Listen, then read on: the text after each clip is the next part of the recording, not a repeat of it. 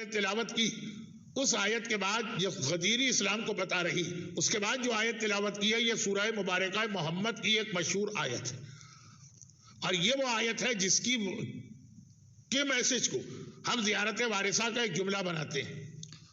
آیت کا ترجمہ ہے کہ اے ایمان لانے والوں، اللہ کی مدد کرو، ان تنصر اللہ، اگر تم اللہ کی مدد کرو گے، ینصرکم، تو اللہ تمہاری مدد کرے گا۔ معصوم سے پوچھا گیا کہ مولا ہم اور اللہ کی مدد کریں، یہ تو تصور کسی کے دماغ میں نہیں آ سکتا۔ وہ نون میم راشد کا ایک ایسا بیتکا شعر ہے، وہ اپنی جگہ، لیکن کوئی انسان بھی چاہے وہ اپنا عمل کے اعتبار سے کتنا ہی کمزور کیوں نہ ہو، اگر اللہ پہ عقیدہ رکھتا ہے تو تصور کہ ہم اللہ کی مدد کریں۔ امام نے کہا کہ اللہ کی مدد کا مطلب ہے اللہ کے دین کی مدد، اور یہی امام کی حدیث زیارت وارثہ کا جملہ بنا۔ اور آج کی رات ایسی رات ہے کہ دنیا بھر میں عام طور پر آج کی رات سے کربلا کے شہیدوں کے مصائب شروع ہوتے ہیں، اصحاب امام کے۔ تو زیارت وارثہ کا جو تیسرا ٹکڑا ہے، تمام شہداء کی زیارت، السلام علیکم یا اولیاء اللہ و اتباع، السلام علیکم یا اصفیاء اللہ و وداع، السلام علیکم یا انصار دین اللہ۔ یہی قرآن کی آیت کی تفسیر۔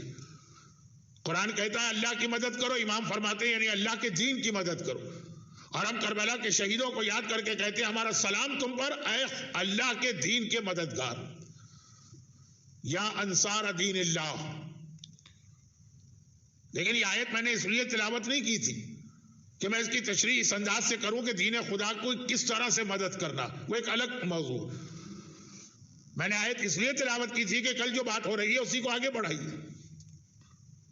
امام پروردگار کی جانب سے اتنی طاقتیں رکھتے ہیں کہ تن تنہا ہر انقلاب بھی لا سکتے ہیں اور تبلیغ بھی کر سکتے ہیں، مگر ساتھی جمع کر رہے ہیں۔ رسول وہ تن تنہا اور اکیلے بھی سارا فریضہ رسالت انجام دے سکتے ہیں، مگر ساتھی جمع کر رہے ہیں۔ اور ان سب سے بڑھ کے اللہ جو علی کل شیء قدیر، لا غنی عن العالمین، جو کسی کا محتاج نہیں ہے، سب اس کے محتاج ہیں، وہ اللہ بھی کہہ رہا ہے کہ آؤ اور آ کر میرے دین کی مدد کرو۔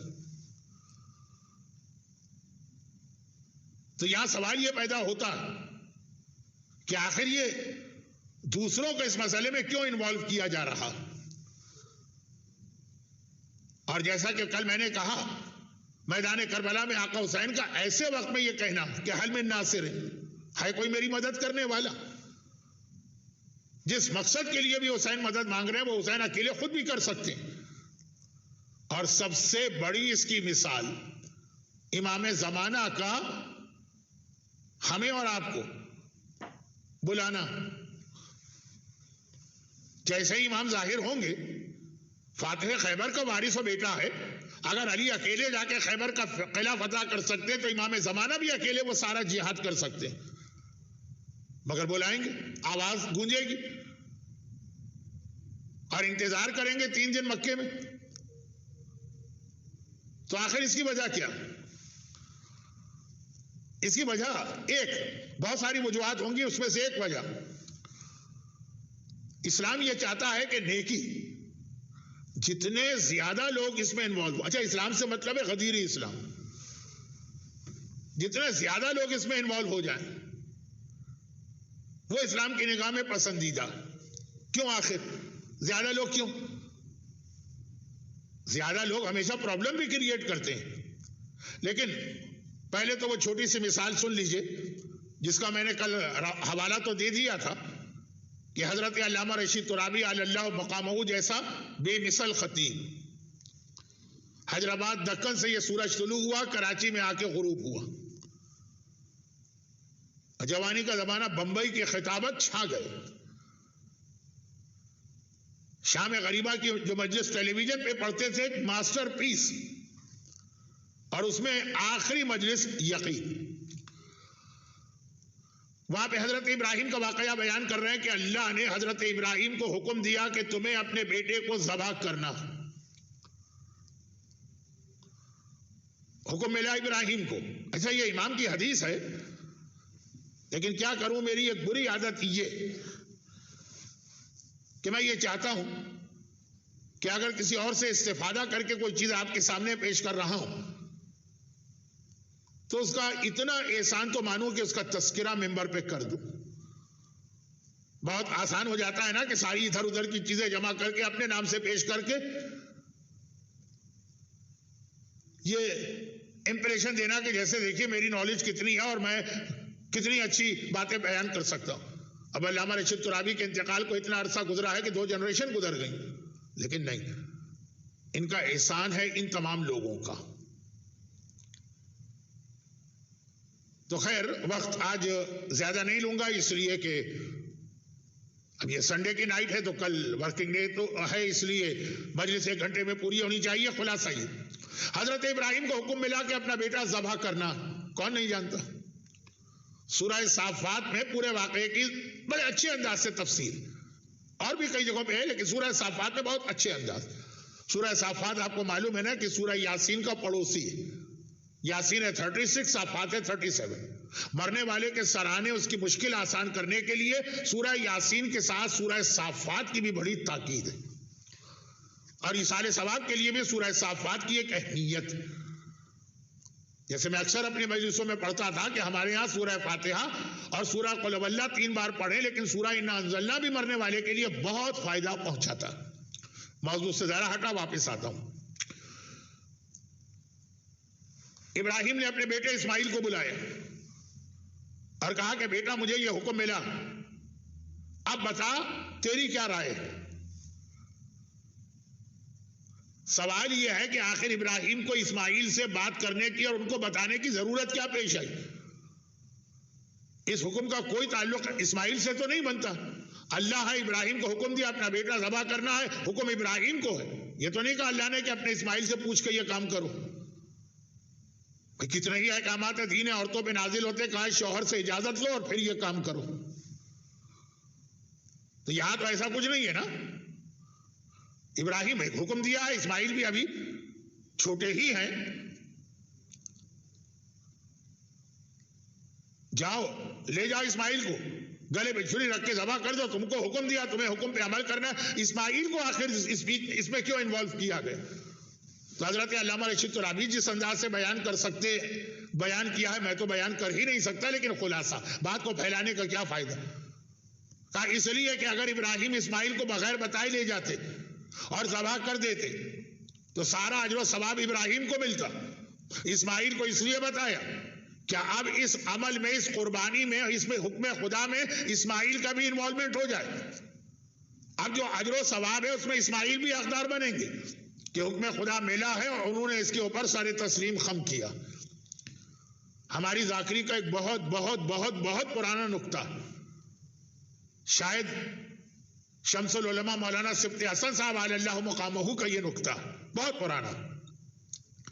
حضرت علامہ رشید ترابی سے پہلے جو ممبر کے اعتبار سے اہم ترین شخصیت شمس العلماء مولانا سبط حسن صاحب، حیدرآباد دکن کے مومنین تو میری مجلس نہیں سنتے، لیکن اگر کوئی اتفاق سے بھولا بھٹکا سن لے تو یہ وہی سبط حسن صاحب ہیں جن سے نظام نے دوران مجلس پوچھا تھا کہ خندق کے میدان میں پیغمبر نے علی کو گھوڑا کیوں نہ دیا.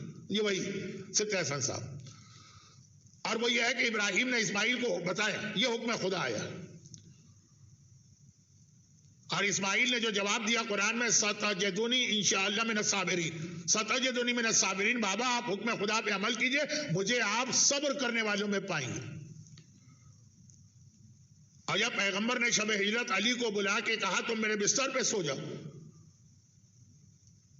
اور علی نے کہا کہ کیا میرے سونے سے آپ کی جان بچ جائے گی؟ پیغمبر نے کہا ہاں. تو علی نے شکر کا سجدہ انجام دیا.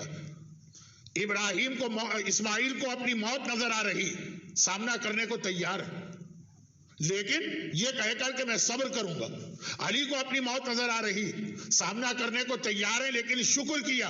صبر کیا جاتا ہے جب مصیبت آتی ہے، شکر کیا جاتا ہے جب نعمت آتی ہے. جسے اسماعیل جیسا نبی مصیبت سمجھ رہا، اسے علی جیسا ولی نعمت خدا سمجھ کے شکر کا سجدہ انجام دے رہا.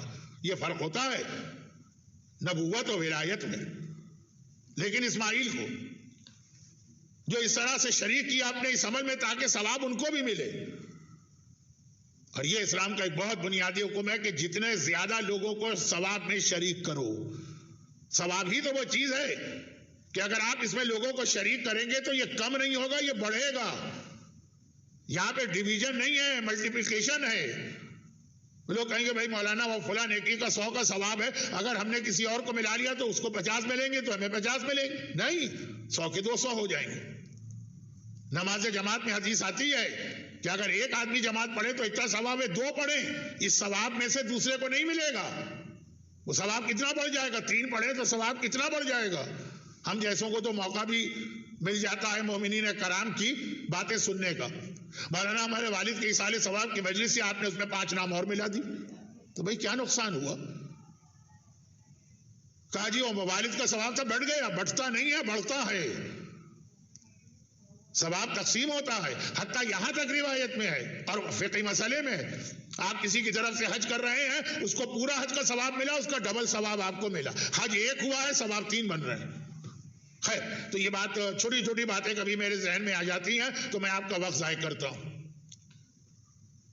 اب یہ نبی اکیلا ہر کام کر سکتا, امام اکیلا ہر کام کر سکتا, لیکن امام چاہتے ہیں کہ ہم اور آپ بھی اس ثواب میں شریک ہوں.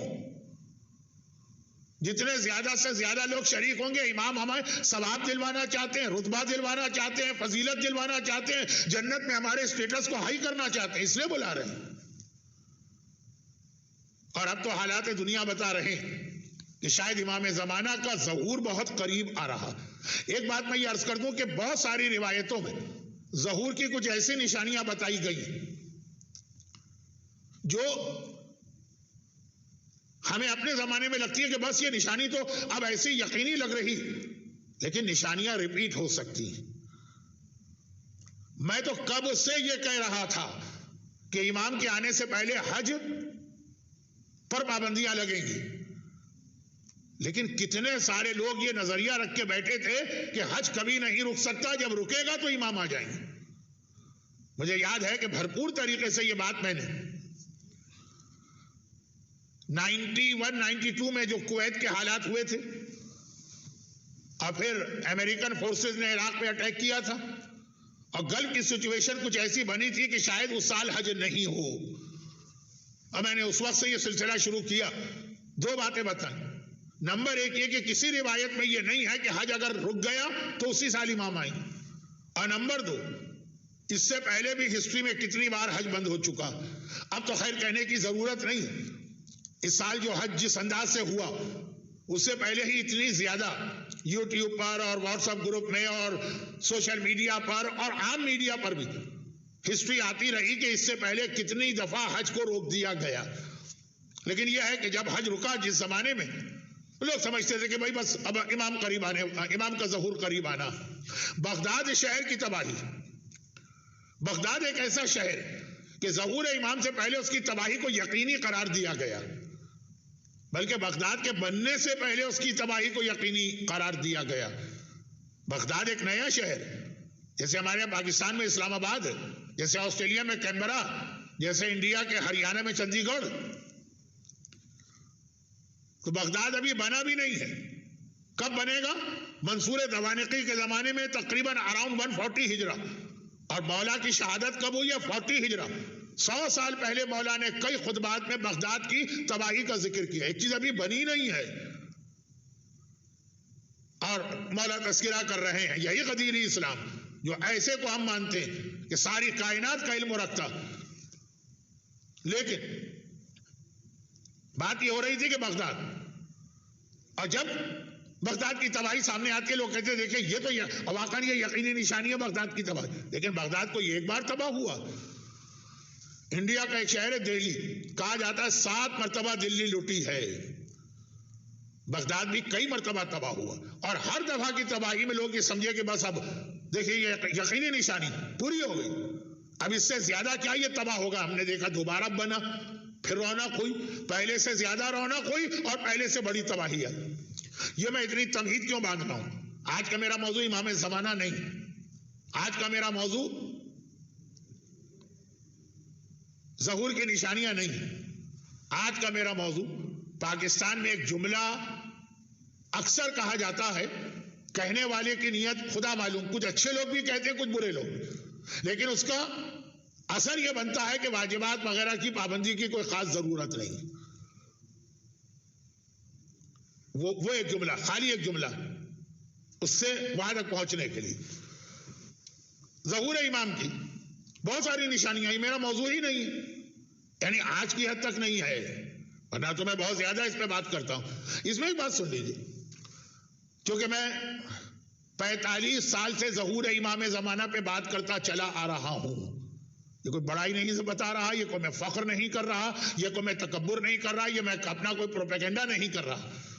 لیکن چونکہ اکثر لوگ مجھے اسی اسپیچ سے جانتے ہیں جو 1975 میں نے انجمن خدام محمدی welfare society Punjabi club Kharadar میں کی تھی. سیرت انبیاء، سیرت معصومین پہ 22 اسپیچز، 21ویں امام زمانہ پر تھی، 22ویں امام زمانہ کے ظہور پر تھی. اکثر لوگ اس لیے یہ کوئی ایسی نئی بات میں نہیں کہہ رہا کہ کہیں گے کہ مولانا اپنا پروپیگنڈا کر رہے ہیں. 45 سال سے 75 اور 2020 45 سال بہت نشانیاں بتائیں، بہت سائنس بتائیں. تو بعض لوگوں نے ایک سوال کیا، ذرا جو میرے بے تکلف قسم کے ساتھی تھے، مولانا آپ وہ نشانی بتائیے جو بالکل ظہور کے قریب. اب آپ کو یاد ہوگا کہ اس سال بھی العصر میں شعبان کے مہینے میں جب امام زمانہ کا میں ذکر کر رہا تھا، میں نے کہا تھا کہ دیکھیے ظہور کی نشانیاں تو ایسی کہ نشانی پوری بھی ہو جائے تو ہم سمجھتے ہیں نشانی پوری ہو گئی تو کل امام آئیں گے. سب سے یقینی نشانی ظہور امام کی کیا؟ پیغمبر اسلام کا اعلان رسالت. 1400 سال تو گزر گئے. برادران اہل سنت کی یہ حدیث ہے کہ پیغمبر نے کہا کہ قیامت کی سب سے یقینی نشانی میرا اعلان رسالت. 1400 سال تو گزر گئے. تب جو ظہور کی نشانیاں ہیں اس کی دو قسمیں. ایک تو کہ کہا کہ امام اس کے بعد آئیں گے. اب بعد کا مطلب کیا ہے؟ 5 سال بعد، 100 سال بعد، 500 سال بعد، یا اس واقعے سے پہلے نہیں آئیں گے، بعد میں آئیں گے. اس میں کوئی ٹائم لیمٹ نہیں. اور کچھ ایسی نشانیاں کہا کہ بالکل یہ ظہور کے قریب ہوگی. مثلا سفیانی کی حکومت. برادران اہل سنت کی یہاں ظہور امام سے ریلیٹڈ حدیثوں میں دجال کا تذکرہ زیادہ. ہمارے ہاں دجال کا ذکر ہے لیکن کم. ہمارے ہاں زیادہ ذکر ہے سفیانی کا. سفیانی ایک ظالم بادشاہ ہے جو امام کے آنے سے پہلے مڈل ایسٹ میں اپنی حکومت قائم کر کے شیعوں کا قتل عام کرے. یہ ہمارے ہاں زیادہ حدیثیں. برادران اہل سنت کے ہاں سفیانی کا ذکر بہت کم ہے، وہاں دجال کا بہت ذکر ہے. لیکن ہمارے ہاں جو حدیثیں ہیں سفیانی کا ذکر بھی بہت زیادہ ہے، اور یہ لفظ بھی ہے کہ یہ امام کے ظہور کے بہت قریب ہوگا. کتنا قریب؟ امام نے کہا کہ سفیانی کے آنے کے بعد 9 مہینے کے اندر اندر میرا بیٹا آ جائے گا. 9 مہینے. تو 8ویں امام سے راوی نے پوچھا، یہ 8ویں امام کی حدیث اب جو پڑھ رہا ہوں، ورنہ سفیانی کی حدیث تو کئی معصومین کی. راوی نے پوچھا کہ مولا تو 9 مہینے کے اندر تو 9 مہینے اور مثلا 9 مہینہ پورا ہو کے آخر میں امام نے کہا 8 مہینے اور 29 دن. 8 months and 29 days. 9واں مہینہ شروع نہیں ہوگا، اور ہو سکتا ہے 6 ہی مہینے بعد آ جائے، 4 ہی مہینے کے بعد آ جائے. میکسیمم سفیانی کے بعد 8 مہینے اور 29 دن یعنی 9 مہینے کے اندر امام آ جائیں گے. اب یہ بہت قریبی نشانی ہے، صرف 9 مہینے. یا یہ کہ مثلا نفس زکیہ کی مکے میں شہادت. نفس زکیہ کسی کا نام نہیں. عربی میں نفس کے معنی ہوتے ہیں کوئی پرسنالٹی. زکیہ معنی زکی، پاک و پاکیزہ، پوائس. تو بہت سارے پوائس لوگ تاریخ اسلام میں پاسٹ میں بھی شہید ہوئے ہیں، اور امام کے آنے سے پہلے بھی مختلف علاقوں میں شہید ہوں گے. کوفے کے اندر بھی ایک پاک و پاکیزہ انسان یعنی بہت متقی، بہت ہی پرہیزگار شہید کیا جائے گا. جب چند سال پہلے حجت الاسلام آغا باقر الحکیم بم کے دھماکے میں شہید ہوئے تو کافی نشانی ان پہ پوری اتر رہی تھی جو کوفے میں شہادت ہونے والی. تو نفس زکیہ نے کچھ پاک لوگ دنیا کے مختلف علاقوں میں شہید ہوں گے، لیکن وہ ظہور کی نشانی تو ہے، یہ نہیں ہے کہ اس کے کتنے دنوں بعد امام آئیں گے، لیکن آخر میں ایک نفس زکیہ مکے میں شہید ہوگا اور خانہ کعبہ کے صحن میں ایک پاک انسان، ایک مقدس انسان، ایک پائس انسان. روایت میں یہ ہے کہ اس کی شہادت کے بعد پروردگار عالم اتنا جلال میں آئے گا کہ ودن 2 ویک امام ظاہر ہو جائیں گے. بہت شارٹ ڈیوریشن رہا اس نشانی میں اور امام میں.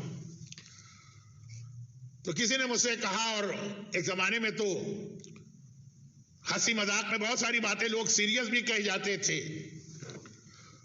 کہ مولانا وہ آپ وہ والی حدیثیں تو نہیں بتائیے کہ جس کے بعد یہ پتہ نہیں چلتا کہ ابھی اور کتنے دن ہمیں انتظار کرنا. آپ نے ایک نشانی بتائی، کہا اس کے تو 500 سال بعد امام آئیں گے، تو وہ نشانی ہمارے لیے تو بیکار ہو گئی نا، 500 سال تو نہیں جیئیں گے. ہمیں تو شارٹ نشانیاں بتائی جو بالکل قریب قریب کے زمانے میں ہوں گی. میں نے کہا کہ بھائی وہ کیوں؟ کہا اس لیے اب یہ وہ مومن ہے جو ذرا سی معرفت رکھتا. کہا کہ مولا کے آنے کے بعد تو ہمیں اسی وقت امام کی آرمی جوائن کرنے کی پرمیشن ملے گی جب ہم اس اسٹینڈرڈ کے ہوں جو کربلا کا ایک اسٹینڈرڈ تھا. تو ابھی سے اپنے آپ کو ہم بدلیں تو کیا فائدہ؟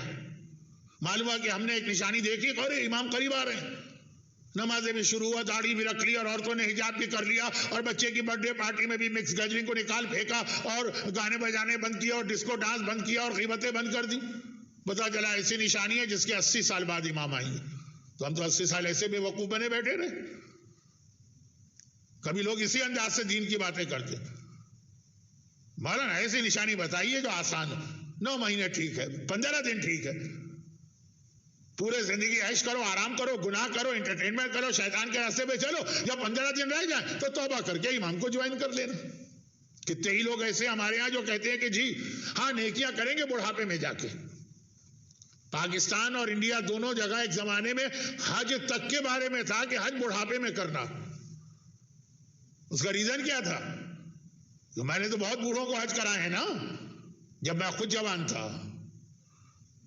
یہ وہ بڑھاپے میں اس لیے کہ حج کے بعد تو پھر گناہ نہیں کرنا چاہیے. اگر 30 سال کی ایج میں حج کر کے بیٹھ گئے تو ساری زندگی ہی تباہ ہو گئی. پھر کرو جا کے 70 کی ایج میں، 90 کی ایج میں.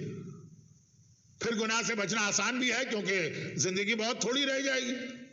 اور آنیسٹلی اسپیکنگ پھر تو گناہ کی طاقت بھی نہیں ہوگی. اس ایج میں جا کے کہاں گناہ کی طاقت ہوتی ہے؟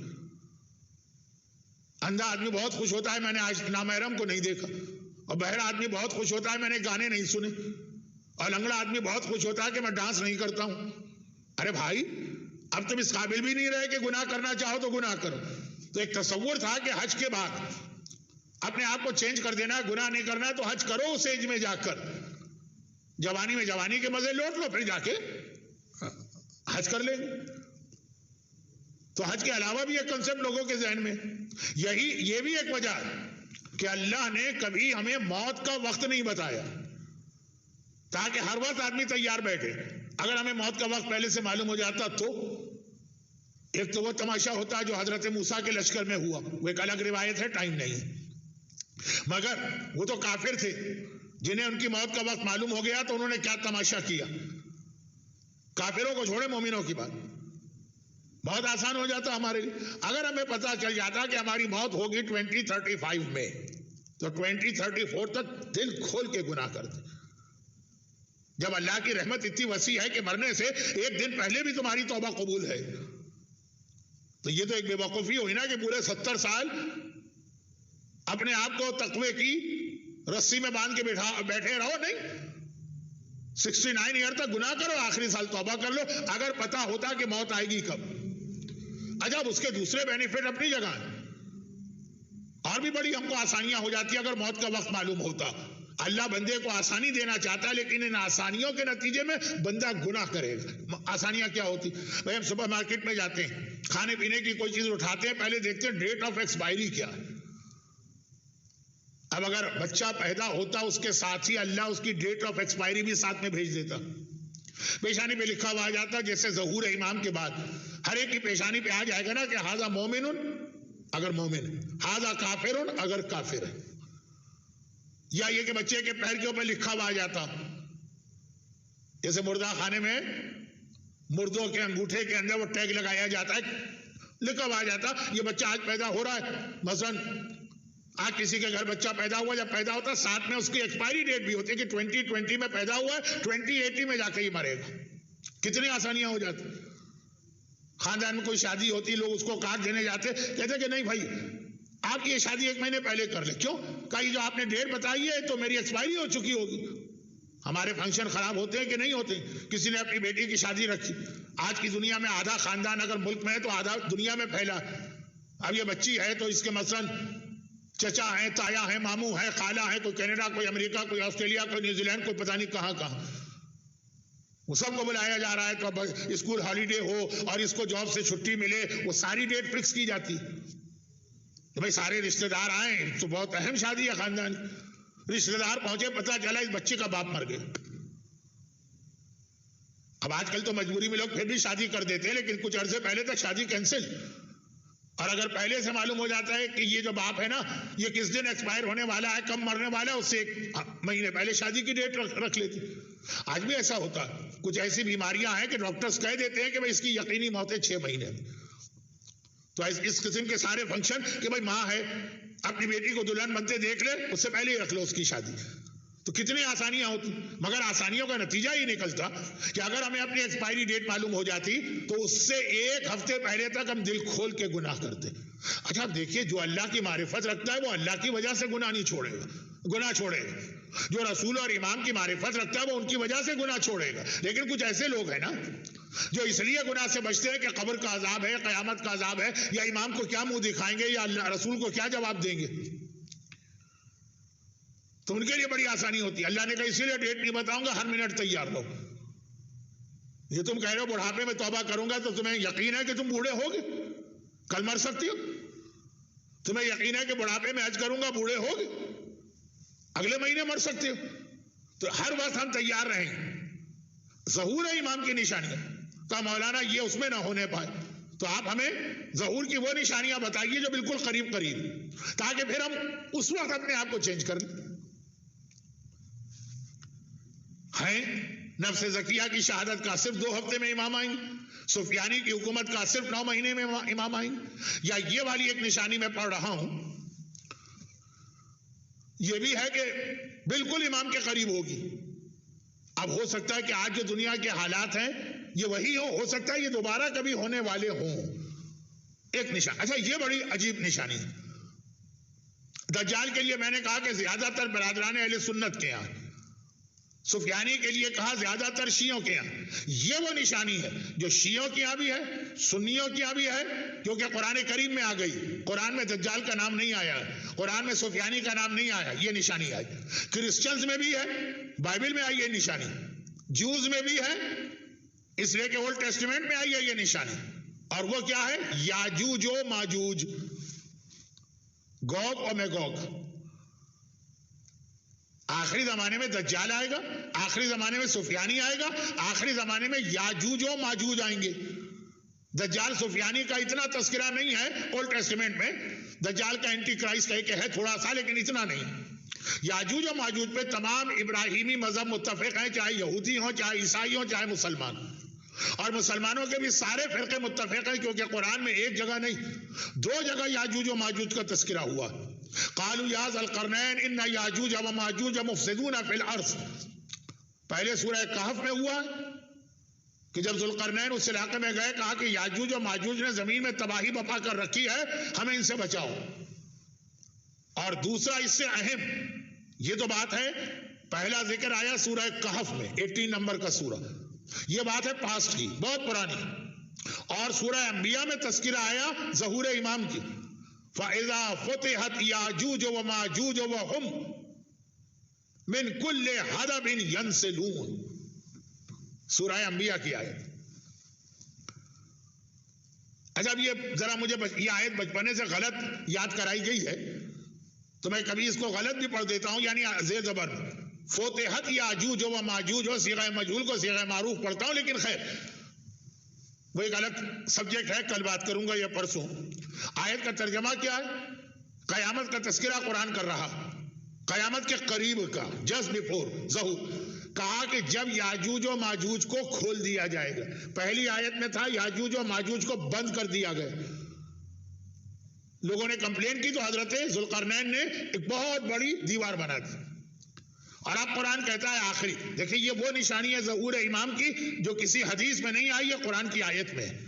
نعوذ باللہ میں حدیث کی توہین نہیں کر رہا ہوں، لیکن قرآن کی آیت اور حدیث کے اسٹیٹس میں ایک فرق تو ہے نا۔ کہا قیامت کے قریب فتحت یاجوج و ماجوج، یاجوج و ماجوج گوگ اور میگوگ کو کھول دیا جائے گا۔ وَهُمْ مِنْ كُلِّ حَدَبٍ يَنْسِلُونَ، اور وہ ہر حدب سے، حدب ہے دال با، حدب سے دوڑ کے آئیں گے۔ جیسے ہم لوگ کہتے ہیں نا ادب اور احترام، وہ ادب کے الف کو ہٹا کے ہے لگا دیں، حدب سے دوڑ کے آئیں گے۔ اب یہ خود ایک لفظ تشریح طلب۔ حدب کے معنی ہے عربی میں بلندیوں سے، وہ کسی ایسے علاقے میں آئیں گے جہاں کوئی پہاڑ وہاڑ بہت ہوں گے، وہاں سے وہ آئیں گے دنیا میں۔ اور حدب کے ایک معنی ہے مچھلی جیسا جسم، یعنی جس کے اندر بیچ کا جسم جو ہے نا وہ ابھرا ہوا ہو۔ غالباً انگریزی میں اسے کہتے ہیں کونکوو لینس۔ جو لینس لگتا ہے چشمے میں، اس کی دو قسمیں ہوتی ہیں، ایک ہوتا ہے محدب جو بیچ سے ابھرا ہوا ہوتا ہے مچھلی کی طرح سے، مچھلی کا ایک ہیڈ ہے، ایک ٹیل ہے، بیچ میں ابھرا ہو۔ اور اگر آپ دیکھیں گے تو ایروپلین کی شکل اس سے ملتی جلتی۔ تو بعض علماء نے یہ تفسیر کی کہ بھائی جب علماء نے، پرانے علماء نے اس آیت کا ترجمہ کیا، اس وقت تو ایئرکرافٹ یا ایئرپلین تھا ہی نہیں دنیا میں، بلندی۔ اور بعض نے کہا کہ نہیں، تو بہت اشارہ ہے کہ وہ آخری زمانے میں وہ ایئرپلین بنیں گے اور اس میں بیٹھ کے وہ آئیں گے۔ یاجوج و ماجوج ایک ایسی قوم ہے جو آخری زمانے میں کھول دی جائے گی، یعنی جہاں پہ وہ رہتے ہیں وہاں سے وہ نکلیں گے، اور ینسلون دوڑ کے نکلیں گے، دنیا میں چھا جائیں گے۔ اور یہ ظہور امام کی اتنی یقینی نشانی ہے کہ یہاں تک روایتوں میں کہ ان کے زمانے میں ہی امام آئیں گے، اور اس کی 5 نشانیاں بتائی گئی ہیں خود یاجوج و ماجوج کی۔ نشانیاں کہیے کہ پہچان، کہ کسے کہتے ہیں یاجوج ماجوج۔ یہ بہت دلچسپ موضوع ہے، پوری 1 گھنٹے کی میری ایک تقریر ہے اس کے اوپر۔ آج تو ضمناً بات اس لیے بھی آ گئی کہ کوئی کورونا سے مجھے یہ میچ کرتا نظر آ رہا، اور یہ کہ امام لوگوں کو مدد کے لیے بلائیں گے تو شاید وہ وقت قریب آ گیا۔ ایک جملے نے میرے دل کو زخمی کر دیا ہے، پاکستان میں پڑھا جاتا ہے، اس لیے اتنا میں بول رہا ہوں، وہ جملہ بھی آ رہا۔ یاجوج ماجوج کی 5 خصوصیات ہیں۔ کیسے پہچانے کون سی قوم یاجوج و ماجوج؟ روایتوں میں 5 ہے۔ نمبر 1، یہ ایک عجیب قوم ہوگی دنیا کی، جن کے پاس کھانے پینے کا کوئی ایٹیکیٹ وغیرہ نہیں ہو۔ یہ دنیا کی ہر چیز کھا لیں گے، ہر جانور کھا لیں گے، سانپ کھا لیں گے، کیڑے مکوڑے کھا لیں گے، مینڈک کھا لیں گے، حلال حرام تو چھوڑو، کوئی گھن بھی نہیں آئے گی کسی جانور سے۔ کہا ایک ایسی قوم ہے، ورنہ دنیا کی ہر قوم میں کھانے پینے کا ایک طریقہ ہوتا ہے، کچھ چیزیں ان کے یہاں پسندیدہ، کچھ ناپسندیدہ۔ ان کے یہاں زمین پہ چلنے والے جانور، ہوا میں اڑنے والے پرندے، زمین پہ رینگنے والے حشرات الارض کا یہ ان کی پہلی پہچان ہے۔ دوسری پہچان یہ آخری زمانے میں آئیں گے، پہاڑ اور لوہے پہ ان کو بڑا کنٹرول ہوگا۔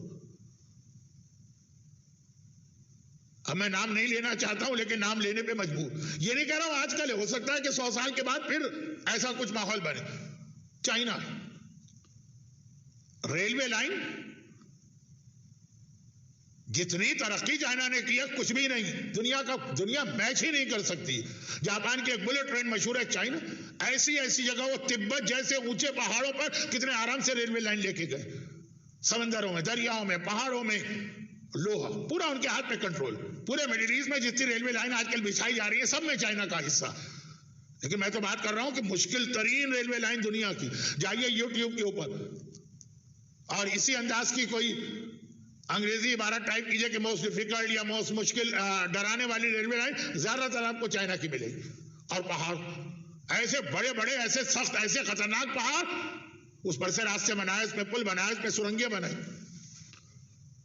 کہا جاتا ہے کہ اس وقت جو نیپال اس طرح سے انڈیا کے مقابلے میں آ گیا چائنا کی وجہ سے، کیونکہ نیپال لینڈ لاک تھا، اس کو پورٹ چاہیے انڈیا کے ذریعے ملتی تھی، کیونکہ اس کے دوسری طرف ایسے پہاڑ ہے کہ آدمی وہاں سے سامان لا ہی نہیں سکتا۔ چائنا نے کہا کہ نہیں گھبراؤ نہیں، ہم ان پہاڑوں میں تمہیں ایسی سرنگ بنا کے دیں گے جو تمہیں دوسری پورٹ تک لے جائے گی۔ खेले ये चीजें चाइना। 20-20 दिन में वो स्टील की 40-40 मंजिला पूरी बिल्डिंग खड़ी कर देते हैं। अब मैं कोई किसी मुल्क का ना प्रोपेगेंडा कर रहा हूं ना अगेंस्ट बोल रहा हूं, मैं कह रहा हूं कि हदीस में है कि याजूज माजूज खाना, फिर ये उनका कंट्रोल। तीसरी चीज, उनके कान बहुत बड़े होंगे। अच्छा, अब ये इमाम का एक प्रॉब्लम समझिए। 1400 साल पहले के जाहिल बद्दू अरबों में बैठकर अगर आखिरी जमाने की कोई चीज समझाना चाहें जो उनकी समझ में नहीं आ सकती, कैसे समझा? कान। अब कान किसे कहा जाता है? कान का मतलब है हेयरिंग वाला ऑर्गन, जो आवाज सुनता है। तो कान से मतलब वाकई इतने बड़े बड़े कान होंगे जितने हमारे बेड होते हैं या मैट्रेसेस होते हैं? या कान से मतलब यह है कि वो मोबाइल टेक्नोलॉजी में इतनी तरक्की करेंगे। अभी इस वक्त जो दुनिया में कोरोना 5 का प्रॉब्लम हुआ, G5 टेक्नोलॉजी पे इसकी जिम्मेदारी डाली गई। यूरोप में तो कितनी जगह इसके टावर जला दिए लोगों ने, और इसमें चाइना इस वक्त कितना आगे।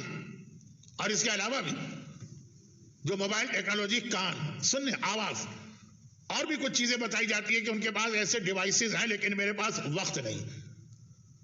याजूज और माजूज की चौथी खासियत ये बताई जाती है कि जब ये 3 मरहलों से गुजर जाएंगे तब ये जाएंगे स्पेस में, आसमानों की जानिब, कि अब हमें आसमान फतह करना।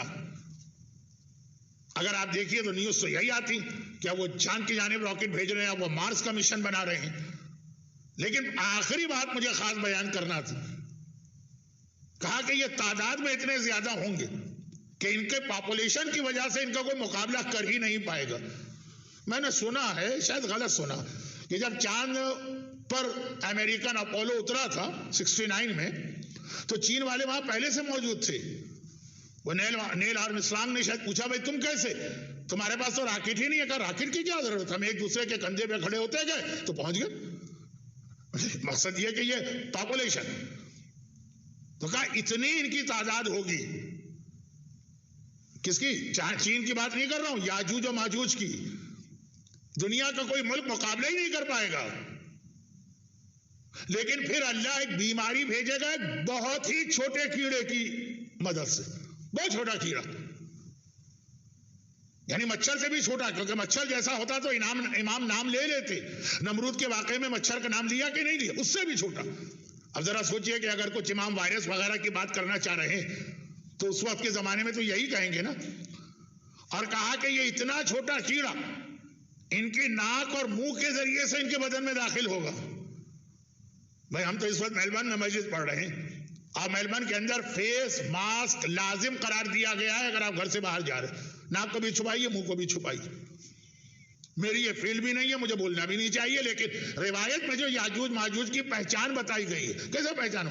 5वीं चीज, तादाद बहुत ज्यादा है, कोई इनको खत्म नहीं करेगा। छोटा सा कीड़ा जो इनके जिस्म में दाखिल होगा नाक और मुंह की मदद की तरफ से, और इनको इस तरह मार देगा जैसे ताउन की बीमारी में लोग मरते हैं, प्लेग।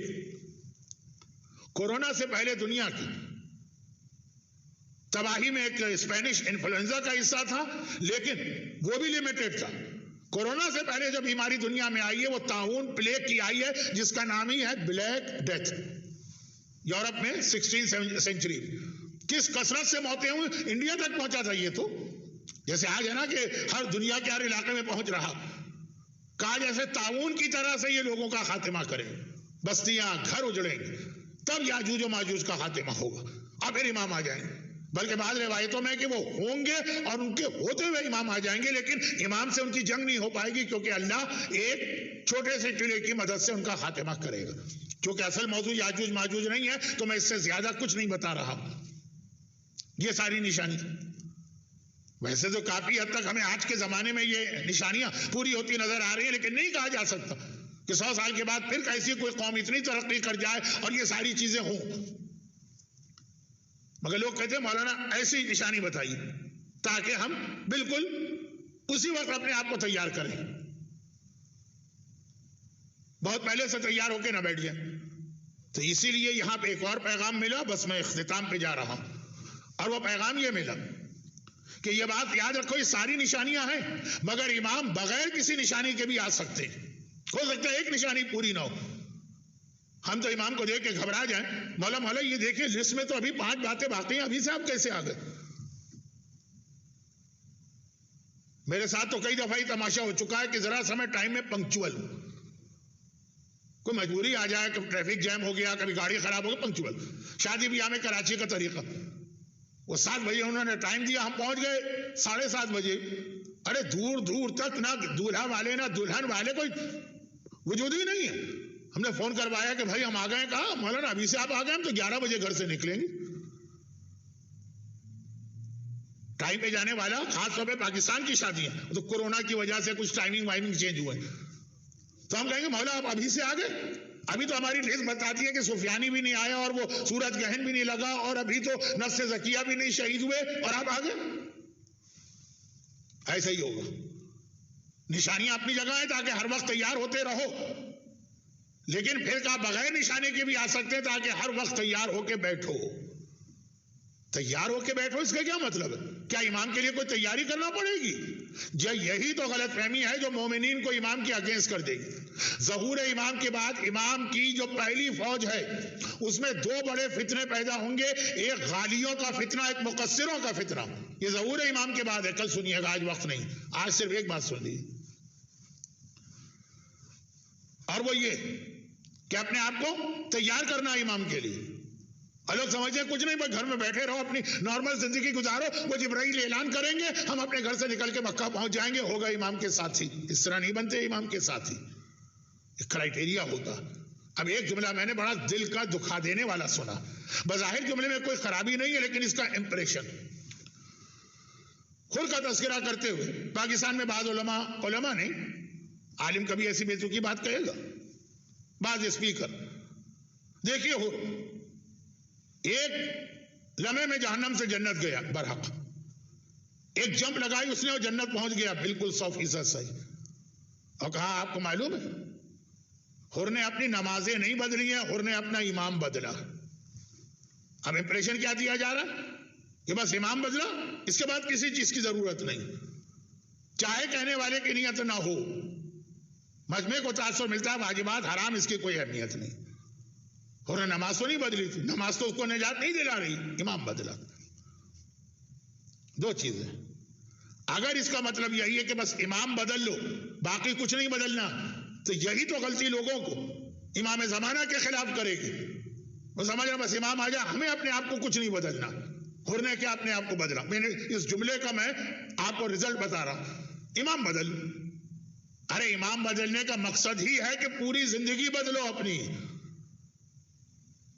اب اگر امام بدلنے کے بعد نماز کا وقت آتا, تو نماز کا وقت نہیں تھا نا, تو کیسی نماز پڑھتا؟ بدلی ہوئی نماز پڑھتا کہ وہی پرانی والی؟ نماز کا وقت آتا تو آپ اس کی نماز بھی بدلی ہوئی دیکھتے, روزہ بھی بدلا ہوا دیکھتے. امام بدلنا مطلب یہ ہے کہ ساری زندگی بدلنا, خالی یہ نہیں ہے کہ آپ نے یہاں سے اٹھا کے نام وہ رکھ دیا. یہ جو یزید کو مان رہے تھے, اب حسین کو امام مان رہے. حسین کے ماننے کا مطلب ہے سر سے پیر تک اپنے آپ کو بدلنا, اور یہی امام زمانہ ہم سے توقع کر رہے ہیں, لیکن وہ چیز اپنے موقع پہ آئی.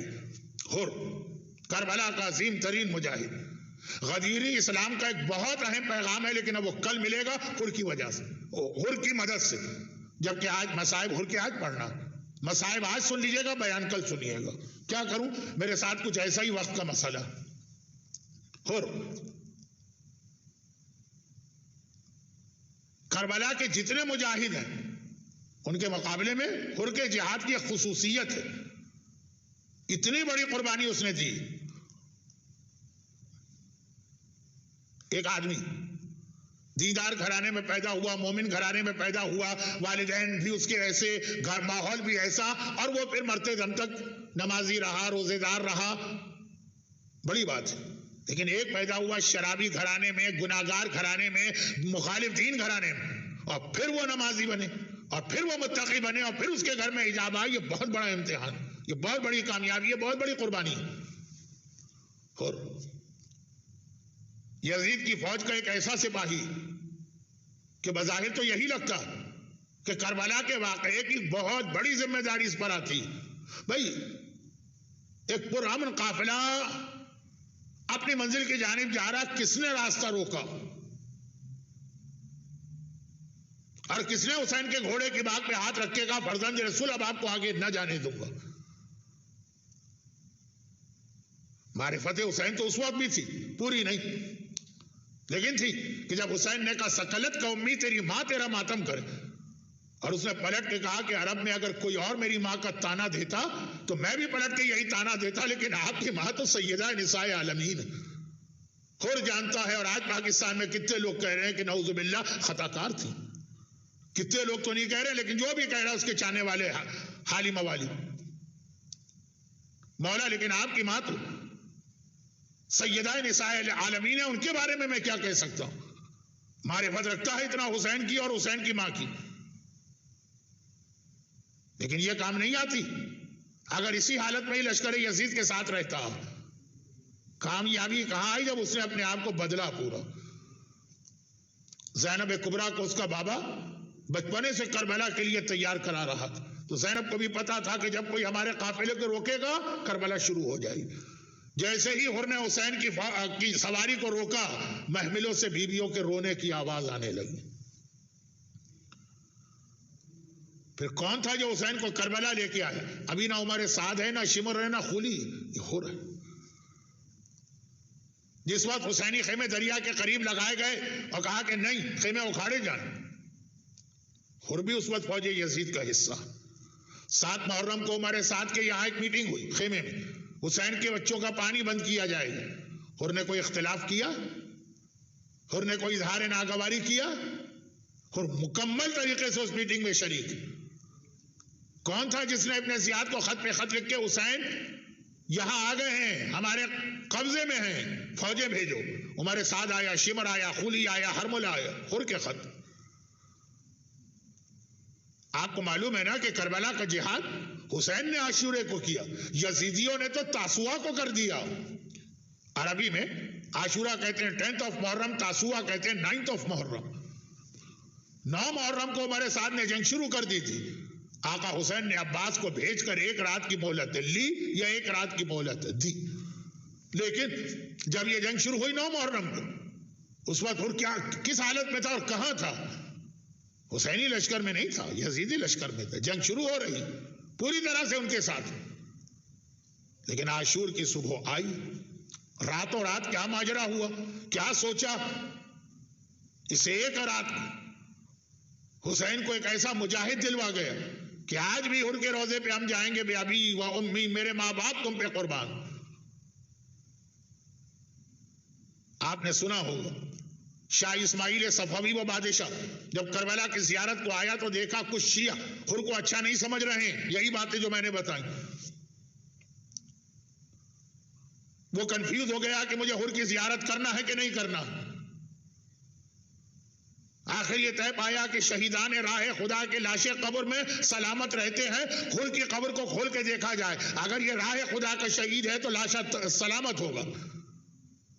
اور جب حر کی قبر کو کھولا گیا تو حر اتنا تر و تازہ بدن تھا جیسے کوئی اس وقت اپنے بستر پہ سو رہا ہے۔ خالی یہی نہیں، حر کو ایک ایسا اعزاز بھی ملا جو کربلا کے کسی اور شہید کو نہیں ملا، کہ جب حر زمین کربلا پہ گرا تھا اور آقا حسین اس کے سرانے آئے تھے، خون جاری تھا، آقا نے اپنی جیب سے وہ رومال نکالا جو فاطمہ زہرا نے اپنے حسین کے لیے سیا تھا، اور وہ رومال زہرا آقا نے اپنے ہاتھ سے حر کے زخم پہ باندھا۔ اللہ، کربلا کا کوئی اور شہید ایسا ہے؟ فاطمہ زہرا کے ہاتھ کا سلا ہوا رومال حر کے زخم کی پٹی بنا۔ شاہ اسماعیل نے دیکھا کہ وہ رومال ابھی تک بندھا، اس نے سوچا کہ اب حر کو تو ضرورت نہیں، میں برکت کے لیے اس کو لے جاؤں، لیکن جیسے ہی وہ رومال زہرا کھولا، حر کے سر سے اس طرح تازہ خون نکلنے لگا جیسے ابھی ابھی کوئی آدمی زخمی ہو کے گرا ہے۔ گھبرا کے جلدی سے وہ رومال باندھ دیے۔ 1 رات پہلے تک حسین کو کربلا میں لے کے آنے والا، ابن زیاد کو خط لکھنے والا، پانی بند کرنے کی میٹنگ میں برابر سے شریک ہونے والا، 9 محرم کو جنگ شروع ہو گئی، یزیدی فوج کا سپاہی بننے والا، 10 محرم کو اس طرح سے بدلا کہ رومال زہرا جو کسی ہاشمی شہزادے کو بھی نہیں ملا، وہ حر کے سر پہ حسین نے اپنے ہاتھ سے باندھا۔ 10 محرم کی صبح آئی، حسین کی فوج ایک طرف تیار ہو رہی، یزید کی فوج سامنے تیار ہو رہی، حر کے چہرے کا رنگ بدلا ہوا، اس کے قریبی دوست نے دیکھا، پہچان لیا، کہا اور تو بہت پریشان نظر آ رہا. کہا کہ ہاں میں نے بہت بڑا گناہ کیا، دل چاہتا ہے اپنے گناہ کو معاف کراؤں. دوست نے پوچھا کیسے؟ کہا کہ حسین کا ساتھی بننا چاہتا ہوں. اور کا دوست کہتا ہے اور یہ کیا غلطی کر رہا، تو نے اتنی بڑی غلطی اور گناہ کیا ہے، تجھے کوئی معاف نہیں کر سکتا. یزید کا ساتھ چھوڑ کے جائے گا، یہاں سے بھی محروم رہے گا، وہاں بھی تجھے قبول نہ کیا جائے گا. اور نے کہا لیکن میں جس کے پاس جا رہا ہوں مجھے اس پر یقین ہے کہ اس سے بھی بڑا گناہ کر کے جاؤں تب بھی وہ مجھے معاف کر دے گا.